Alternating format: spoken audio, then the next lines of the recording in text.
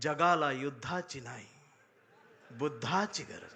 उगवावा पिंपळ, एक प्रवास व्हावी कविता. त्याच पिंपळाच्या सावलीला मानवतेचे गीत गाणारी बुद्ध व्हावी कविता. अहो, आमचं उपमुख्यमंत्री शिंदे साहेब सुद्धा टीव्हीवर पहिल्यांदाच नाव घेतलं, कधीच नाव घेतलं नव्हतं बुद्धच. ते सुद्धा पत्रकार परिषदेत म्हटले, जगाला युद्धाची नाही, बुद्धाची गरज. हा शिवसैनिकासोबत माझ्यातला भीमसैनिक सुद्धा तुमच्यासाठी मैदानात उतरणार. मी कविता घेऊन थांबणार आहे, ज्या कवितेसाठी मला साहेबांनी बोलवले. त्या कवितेत तुडवा ऑपरेशन आहे. मी जाणार होतो रावसाहेब, पण ते आनंदात होतो. मला आणि बायकोला दोघांना बोलवलं होतं. लय आनंदात होतो. बायकोन 2 ड्रेस मला शिवलं होतं. आणि ते काय केम्ब्रिजला बोलवलं होतं. ती बायको आमची युट्यूबला रोज केम्ब्रिज टाकून बघायची. ती मला दाखवायची, इथं चहा घेऊ, इथं कॉफी. म्हटलं तू लिहून ठेव, गेल्यावर करू. मी इतका आनंदात होतो, त्या कडूनची भांडणं लागली. कोणाची? अमेरिका, इस्रायल आणि ती इराण. आणि माझा दौरा रद्द. इमानच उडत नाही म्हणे. मी अजून काळा पडलो. बर, भांडणं त्यांची आणि दंगा इथं. या सोशल मीडिया बघते, बघ आता अमेरिका असं करणार, इराण असं करणार, आता ट्रम्प काय गो बसतोय का, आमचं बी गेलंय, हे आलंय, ते आलंय. 15 दिवस यांनी दंगा केला. जेव्हा यांच्या घरातला गॅस संपला,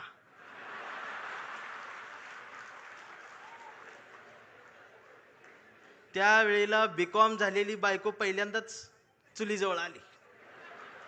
तिला काय चूल पेटना. मैंने युट्यूबवर चूल बघितली. त्या युट्यूबवर याला फुकणी गावली. ह्यानं तिला फुकणी दिली. म्हटलं फुकाय, तर ती डोळ्यातनं बघायला लागली. म्हटलं फुकायचं आहे. मग ती अशी फुकायला लागली, सगळा धूर गेला डोळ्यात. मग तिनं अशी फुकणी याला फेकून मारली. याचा गुडगा फुटला.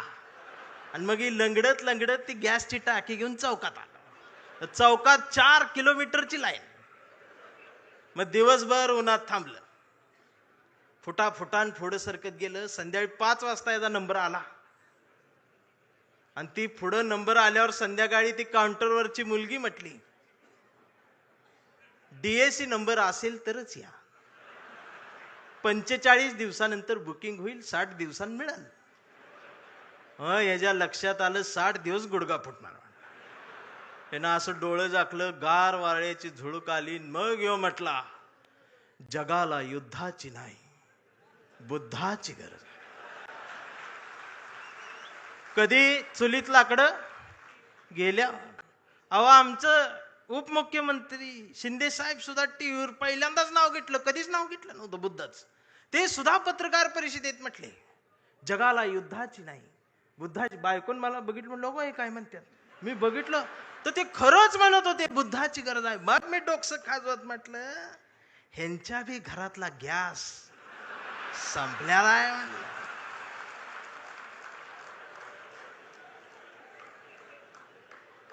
साधना आहे त्यासाठी. एक दिवस तुमच्या घरातल्या अब्रूला हात घालल ना, त्यावेळेला तुम्हाला आमच्या आठवणी येतील. खराचं प्रकरण ज्यावेळी टीव्हीवर आलं, महाराष्ट्र हादरला, त्यावेळेला महाराष्ट्राच्या मनात नाही तर अख्ख्या देशाच्या मनात एकच नाव आलं, डॉक्टर नरेंद्र दाभोळकर. खऱ्यापणाने लढणारी माणसं महाराष्ट्रात तेव्हाही होती, आजही आहेत, उद्याही असतील. आणि शिवसेना कायम खऱ्या माणसांसोबत मैदानात आहे. ती उद्याही राहणार आहे, ही संपणार नाही. फक्त माझी विनंती आहे, मला दिसते बरं का, मला काय भविष्य कळत नाही, पण मला दिसते की लवकरच तुम्ही बी सत्तेत आहे. फक्त माझी विनंती साहेब एवढीच आहे, जेवढी गेले ती त्यातलं परत यायला बघत्याल, अजिबात नाही घ्यायची.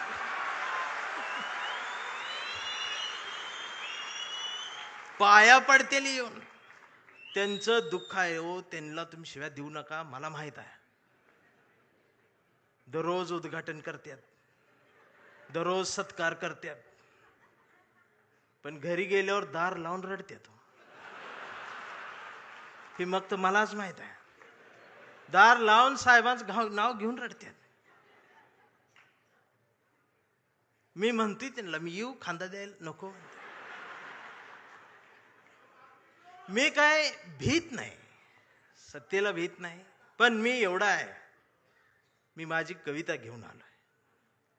पाखरांच्या चोची मधला घास व्हावी कविता, पहिला आणि शेवटचा श्वास व्हावी कविता, कोसळावेत थेंब भुईत मातीचा वास व्हावी कविता, उगवावा पिंपळ एक प्रवास व्हावी कविता, त्याच पिंपळाच्या सावलीला मानवतेचे गीत गाणारी बुद्ध व्हावी कविता, मी करावे पाखरांच्या हवाली तिला मग शुद्ध व्हावी कविता, हिंदूंच्या कंठामध्ये सलाम अलिकम सलाम व्हावी कविता, मुस्लिमांच्या भाळावरचा नाम व्हावी कविता, मंदिर मस्जिद बांधणाऱ्यांच्या कपाळाचा घाम व्हावी कविता, इंद्रायणीत तरलेला तुकाराम व्हावी कविता, आणि या देशाच्या मातीत विज्ञान पेरणारी अब्दुल कलाम ही व्हावी कविता. ही कविता प्रबोधनकार ठाकरेंच्या विचारांच्या वारसदारांकडूनच येऊ शकते. आमच्या लक्षात येत नाही. आम्ही कुणाजवळ जाऊन बसावं आणि कुठून उठून जावं, ह्याला ज्याला जमलं त्यालाच आयुष्य कळलं. जाणारच आहे ना एकदा तरी. काय राहणार आहे तुमचं? अख्ख्या महाराष्ट्राच्या मनावर राज्य करणारा, हृदयाच्या कप्प्यात बंद झालेला आमचा अजितदादा सारखा नेता अचानक गेलाच ना. काय नेलं सोबत? आणि दादा गेल्या दिवशी दुसऱ्या दिवशी कुटुंब शपथा घेत होतं मंत्रिपदाच्या. हा विनोद नाही, हा विनोद नाही, ही वेदना आहे, पर्याय नाही. काय राहते आमचं? आज कितीतरी अधिकारी भ्रष्टाचारात हे आहेत ते आहेत. समोर एखादं वंचित पिचलेलं येतं ना, त्याच्यासाठी कुणाचाच फोन येत नाही, त्याच्यासाठी कुणीच फोन करत नाही, त्याच्यासाठी कुणीच दबाव टाकत नाही. जर अधिकाऱ्यांनो तुम्ही फक्त त्याला बसवून पाणी प्यायला दिलं आणि कुणाचाच फोन न येतात जर त्याचं काम केलं ना, तर संध्याकाळी स्वाभिमानाची झोप लागते. याचा विसर पडला म्हणून बाळासाहेब ठाकरेंना कुंचला सोडून हे बोट उचलावं लागलं. प्रत्येक काळात बाळासाहेब कुठे येणार आहे? त्यांचे विचार आहेत, आम्हाला ते घ्यायचं आहे. 40-50 वर्षापूर्वीचा जो शिवसैनिकाचा दरारा होता ना, तो दरारा पाहिजे मला परत मुंबईत आल्यावर. आवाज पाहिजे, त्याची नजर पाहिजे. छत्रपती शिवाजी महाराज, त्यांचं नाव घेऊन राजकारण. किती उंचीचा पुतळा,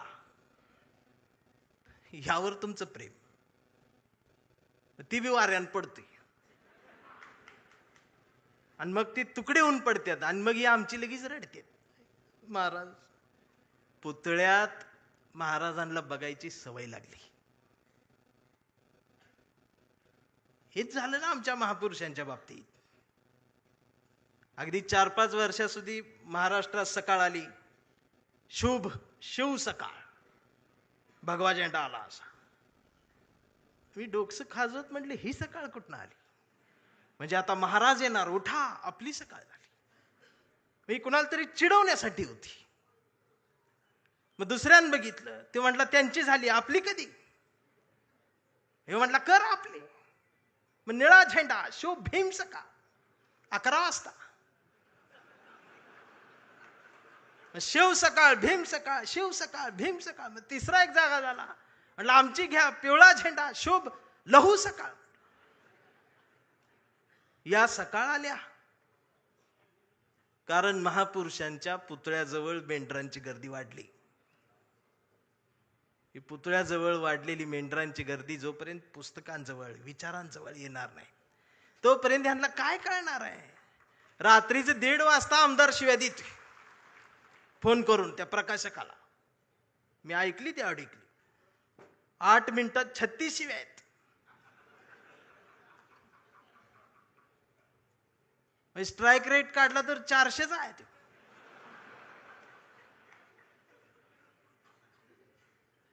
मला त्याचं वाईट नाही वाटलं, पण त्यांच्या घरी त्यांच्या मिसेस आहेत, आई आहे, मुलगी आहे, ही नीट बोलत असेल.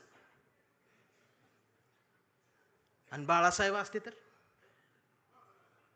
मातोश्रीवर बोलवून 400च्या स्ट्राईक रेटनं बाळासाहेब नसले काय झालं, तुमच्या मनगटात तो विचार आहे ना, तो स्वाभिमान जिवंतच ठेवा. एक गरज आहे.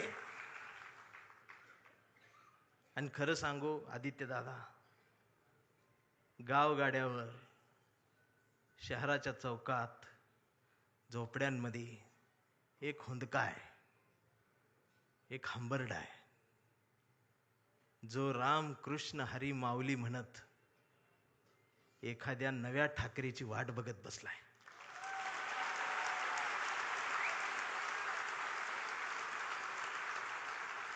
आणि ती पोकळी भरून काढण्याचं काम, भरीव काम आता तुम्ही करायला सुरुवात करावी. हा शिवसैनिकासोबत माझ्यातला भीमसैनिक सुद्धा तुमच्यासाठी मैदानात उतरणार. कुठपर्यंत आम्ही एकमेकांशी भांडत बसायचं? जर शिवाजीनगर मधून समतेचा आणि मैत्रीचा हात, जर माझ्यासाठी दोस्तीचा हात येत असेल, तर आंबेडकर नगर मधून माझा सुद्धा हात मैत्रीचा तुमच्यासाठी पुढे यायला पाहिजे. आणि हा देश संविधानाचा आहे ना, मी हिरव्यांचा आहे, निळ्याचा आहे, ना मी भगव्याचा आहे. मी भगव्याचा आहे. कुठल्या भगव्याचा? मी वारकऱ्यांच्या भगव्याचा आहे. मी बाळासाहेबांनी शिवसैनिकांच्या हातात जो भगवा दिलाय, मी त्या भगव्याचा आहे.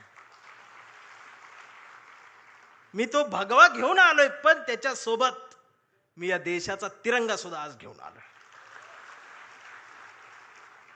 आणि मला काय करायचं ती करा. या देशाच्या संविधानाला तिरंग्याला जरी साधं नख लागायचा प्रयत्न जर कोणी केला, तर माझा ह्यो काळा रंग तुमच्यात मिसळून जाईल. आता ही भाषाच कळत नाही यांना, वैचारिकपणच राहिलं नाही. राऊत साहेब लगेच मारतेत, अंगावरच येते, शाईच टाकायला येते शाई. परवा एका कार्यक्रम सुरू करायच्या आधी ती DYSP माझ्याकडे आली, म्हटले भाषण करू नका. म्हटलं काय झालं? काही संघटना तुमच्यावर शाई टाकायला. मी म्हटलं मी लय लांब आलोय, करू देते. बाजूला ते कॉन्स्टेबल बघत होत माझ्यावर, ते हसायला लागलं मला बघून. म्हटलं काय झालं, का हसताय? तर म्हटले तुमचं तोंड काळ करणार आहे.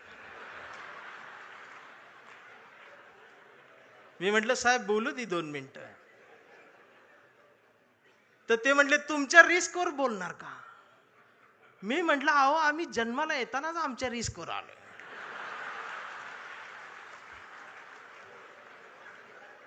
मी भाषणाची सुरुवात केली, म्हटलं जे कोणी शाई टाका आलेत त्यांना विनंती एवढी आहे, म्हटलं तुम्ही चुना आणा,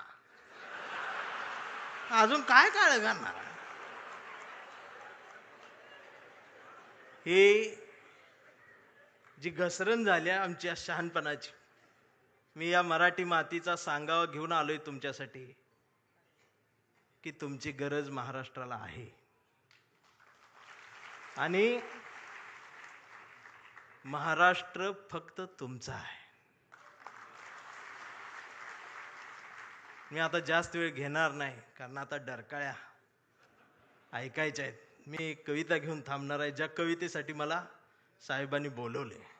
त्या कवितेत तुडवा ऑपरेशन आहे. कविता आहे कांबळे. आता हा कांबळे कुठल्या एका जातीचा नाही, हा कांबळे भारतीय आहे, हा कांबळे मराठी आहे, हा कांबळे अस्मिता आहे, हा कांबळे स्वाभिमान आहे, हा कांबळे काय काय त्रास होत जातो त्याची कविता आहे. हा कांबळे शेंडीतून जानव्यातून मुक्त येऊन प्रबोधनकारांच्या जवळ आलेला आहे, फुलेशाह आंबेडकरांच्या जवळ आला, असा हा स्वाभिमानी आहे की आमचा कांबळे लय हुशार, हे कधीच नाही रडला, नुसताच कांडला करून. कांबळे शाळेत गेला, मास्तरनं फळ्यावर सरस्वती काढली. कांबळे शाळेत गेला, मास्तरनं फळ्यावर सरस्वती काढली, पण कांबळेनं पाटीवर सावित्री काढली. मग मास्तरनं चिडून कांबळेला असा तुडवला, असा तुडवला, असा तुडवला, पण कांबळे नाही रडला, नुसताच कांडला करून. कांबळे वयात आला, विशीत आला, मिशीत आला. कांबळे गुलाबी झाला आणि तिच्या प्रेमात पडला. मग तिनं विचारली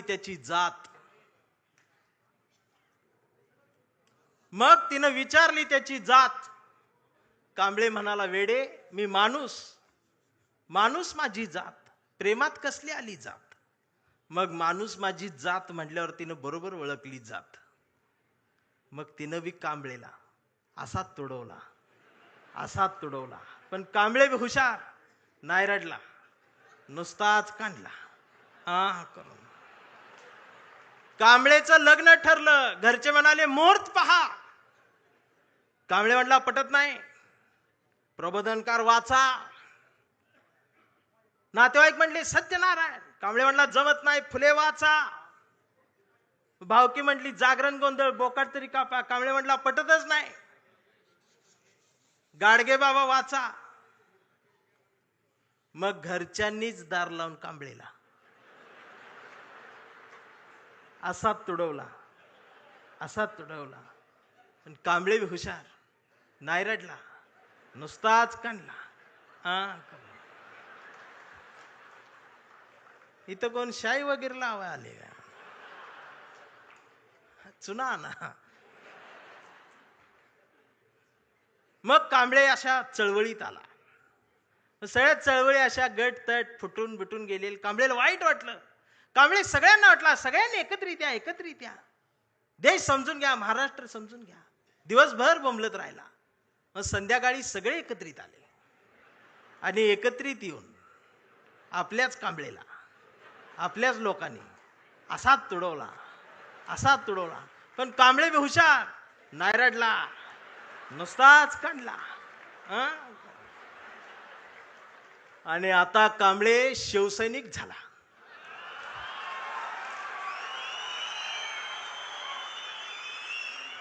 आता कांबळे शिवसैनिक झाला, शहाणा झाला,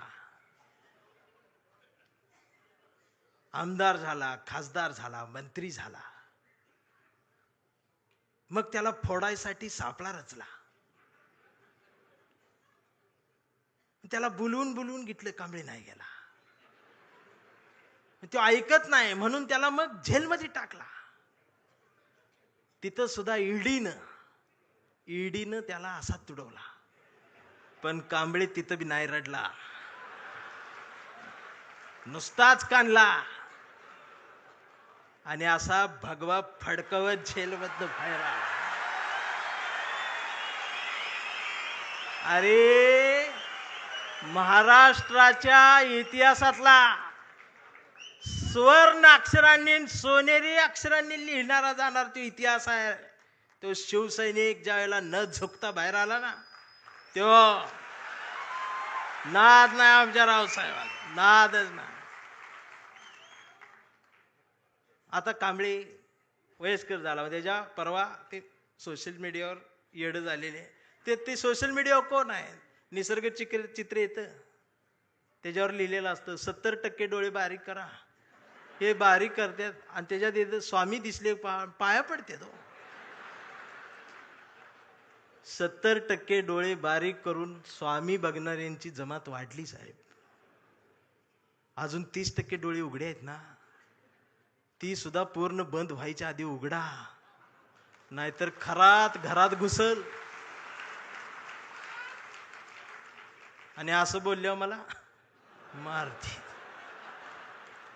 परवा कांबळेच्या मुलानं मोबाईल बघत अर्धा डोळा बारीक करत कांबळेला विचारलं, डॅडा, महाराष्ट्र म्हणजे काय डॅडा? स्वाभिमान म्हणजे काय डॅडा? प्रबोधनकार ठाकरे कोण होते डॅडा? फुले शाहू आंबेडकर कोण डॅडा? आणि शिवाजी महाराज खरंच जन्माला आले होते डॅडा? आता मात्र कांबळे पेटला. अरार म्हटलं, गावभर पेरलं आणि घरातच नाही उगवलं. म्हणून त्यानं दार लावून पोरालाच असा तुडवला. पण चिरंजीव कांबळे हुशार, तो पण नाही रडला. तो दोनदा काढला करून. मग याच्या लक्षात आलं डीएनए मधनं ही डबल जात. विचार ही स्वाभिमानातनच द्यायला लागत असतात. आणि आता कांबळे वेडा झालाय. कांबळे वेड्यांच्या दवाखान्यात आहे. व्यवस्थेने त्याला वेडा ठरवलंय. कांबळे वेड्यासारखं स्वाभिमान म्हणतो, कांबळे वेड्यासारखं निष्ठा म्हणतो, कांबळे वेड्यासारखं संघटन म्हणतो, कांबळे वेड्यासारखं मराठी म्हणतो, कांबळे वेड्यासारखं भारत म्हणतो, कांबळे वेड्यासारखं शिवराय ते भीमराय सांगतो. पण डॉक्टर सुद्धा कांबळेला शॉक देऊन तुडवतायत. पण कांबळे नाही रडत. तो नुसताच कंथी करून. हा कांबळे जोपर्यंत जिवंत आहे तोपर्यंत शिवसेना जिवंत राहणार आहे. हा कांबळे जोपर्यंत जिवंत आहे तोपर्यंत बाळासाहेब ठाकरे, फुले शाहू आंबेडकरी, मराठी माती, मराठी माणूस जिवंत राहणार आहे. एवढाच सांगावा घेऊन आलो होतो. जागर राहावा, दिवसा बी जागर राहावा, रात्री बी जागर राहावा. आणि पुन्हा तो दरारा मला पाहिजे. आणि आदित्य दादा, माझ्या कवठीमंकाळच्या मातीचं तुम्हाला सांगणं आहे की आता तुम्ही या मैदानात, म्हणजे तुम्ही तसं मैदानात आहेच, या माय मराठी मातीत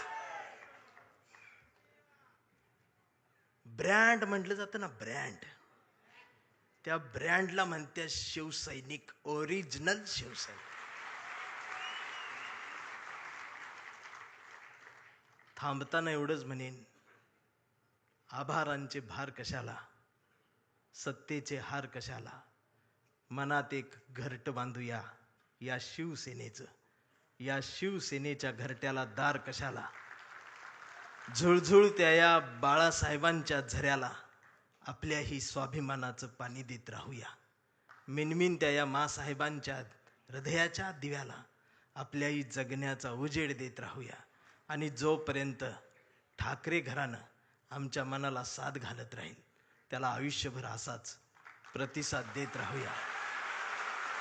मी राऊत साहेबांच्या स्वाभिमानाला वंदन करतो. तुमच्या सर्व शिवसैनिकांना मनापासून जय महाराष्ट्र करतो. थांबताना हुंदका दाटून येतोय. एवढ्या मोठ्या स्टेजवर, एवढ्या मोठ्या प्रबोधन पीठावर मला उभं करण्याची संधी तुम्ही दिलीत. मी आभारी आहे. धन्यवाद.